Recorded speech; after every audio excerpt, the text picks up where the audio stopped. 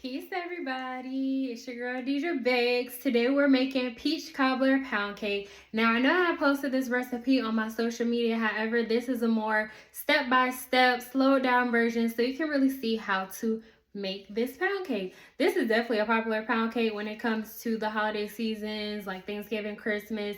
Even still now in April, people are still asking about this cake, but I only strive to bake it in the peach season. So this particular video I'm recording, it's out of peach season. So the peaches are canned peaches. However, when making this recipe, I typically use real peaches and I slice them and use them that way. Either way, we're gonna get the job done. First, we're always gonna set the oven. This oven is gonna be set for 350 degrees and we're gonna allow it to preheat.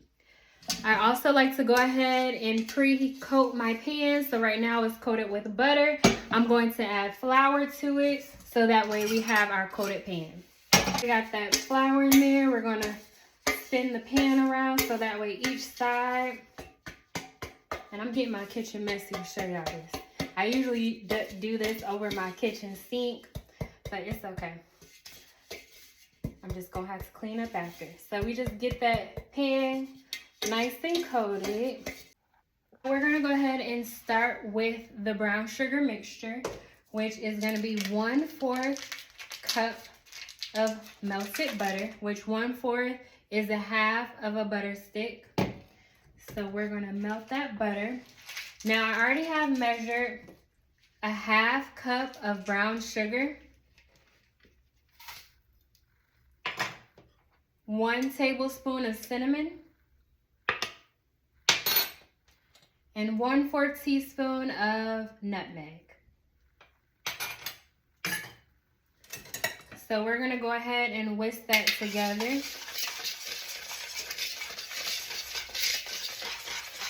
So once it's good and combined, we're gonna set it aside until that butter melts. And once the butter melts, then we're gonna go ahead and add it to the brown sugar. Now with this recipe, you can use the stand mixer or you can use a hand mixer, whichever you choose. And we're gonna need 2 sticks of butter and 1 8-ounce cream cheese. Now before we add the cream cheese, we're first going to do 2 sticks of butter. And y'all may hear the butter bubbling in the back, it's melting. So 2 sticks of butter. And then we're going to do 2 cups of sugar.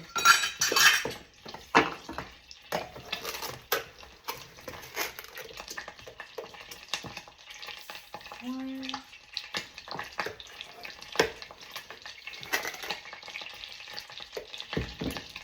And 2. Then we're going to go ahead and mix that together, and we're going to allow that to come together and cream together, and I'm going to go back to the butter mixture.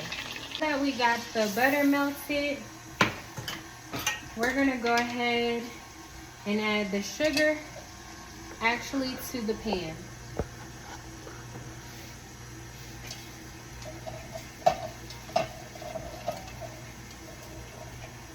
And we're not going to use all of it because we're going to use some of it for inside the actual cake.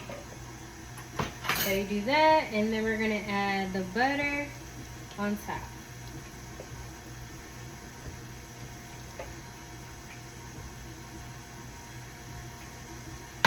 Okay, so that is the coat right there. Sometimes if you like, you want to add a little bit more, you can.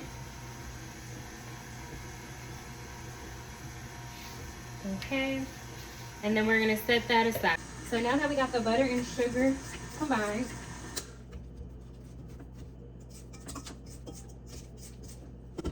now we're going to go ahead and add the cream cheese. And then we're going to combine that.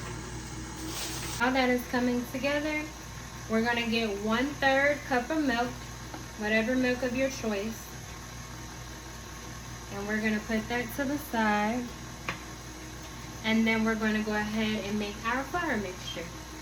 And we're going to move this to the side. We're going to go ahead and prepare our flour mixture. we're gonna need 3 cups of all-purpose flour, 1 teaspoon of baking powder, and 1 teaspoon of salt. So 3 cups of flour. It is possible for you to also use cake flour. I know people have asked that before. That is definitely an option as well. So you would just do only 3 cups of cake flour, and that's really all you would need. However, this recipe that I'm making, this is 3 cups of all-purpose flour, 1 teaspoon of baking powder, and 1 teaspoon of salt. And then we're going to whisk that together.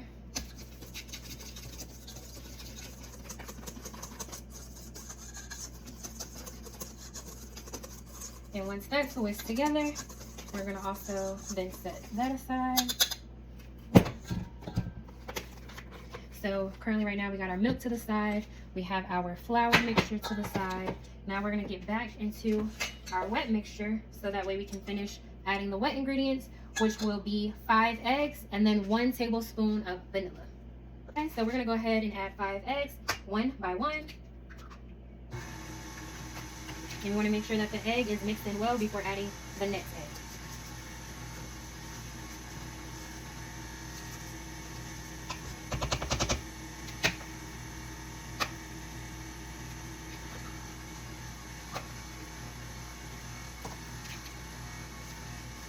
And if you are using a stand mixer, don't forget to scrape those sides, make sure everything is going down in the mixture.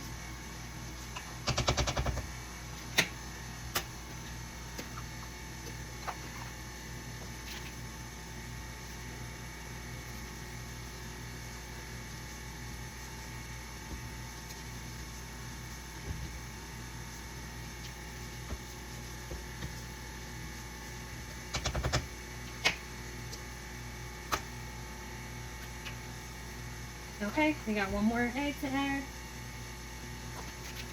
I just keep scraping. Okay, last egg. And once we got those 3 eggs in there, we're gonna now pour in our 1 tablespoon of vanilla.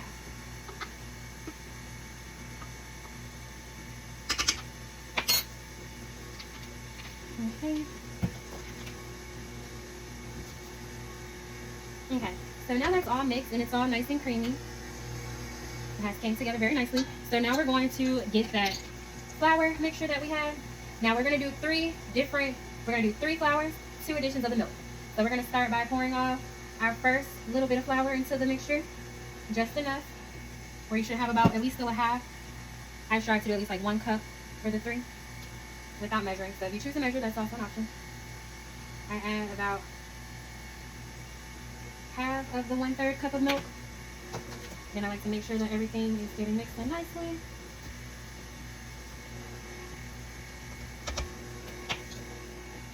We're adding in another second, and this is how much flour I have left. So we're going to end with flour. So I'm going to add the milk to this. Mix this nicely. And now the final addition of the flour. Now with the final addition, I don't let all the flour get mixed in. I do like to make sure that most is mixed in. And then the little bit of flour, once everything is combined together, when I see a little bit of flour, I then like to stop my mixture. I'm going to bring it closer. I then like to stop my mixture so that way I can go ahead and just stir in the rest of that flour. This allows the cake to be moist and to make sure that you do not overmix your cake. So even when you're stirring, be careful. You don't want to overmix. But we want to make sure that all the flour does get combined. So we pull from the bottom to the top. Do that a couple times just to make sure everything is in. Okay. Y'all see that little bit of flour getting in there from the top? I mix that in there. Okay, so this is the last step before putting the cake in the oven. So we have the prepared peaches that were drained. So now we're gonna add the peaches to the pan, and you can add it in whichever way you would like your design. Depending on the peaches, if I can keep them standing up straight, which you will all see shortly, then I do it like that. Sometimes I do lay it flat. It just depends on how many peaches I have and I guess my mood. Because everything takes time in the baking world, and sometimes to save time, it's just better just to add them, and how they land is how they land. So this is how I really originally like to add them. Now, in this video, you may not see me add an extra coat of the brown sugar mixture. I do like to do the brown sugar mixture twice and add it on top of my peach cobbler pound cake once it's finished, to give it that more flavor on the top, just in case when it was baked it didn't. It's just my own little method. Add some peaches are added. We're gonna add about half a bowl of the batter.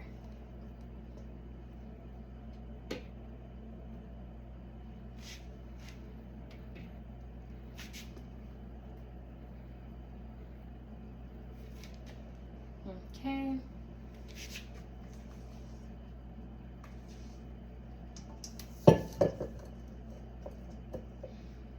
And then we're just gonna make sure that it's all even on top of those peaches.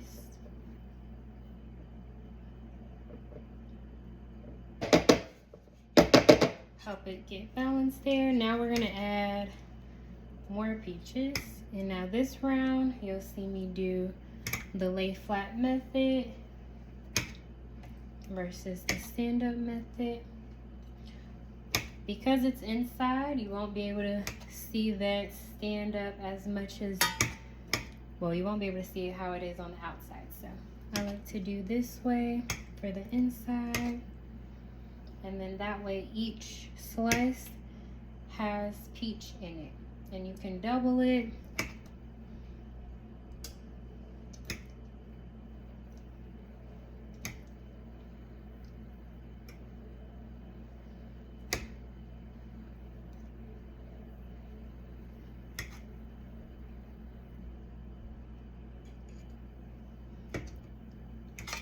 And this definitely got all the peaches in here. And now that rest of the sugar that was set aside, we're gonna add that all on top of these peaches. Give it that brown sugar mixture inside.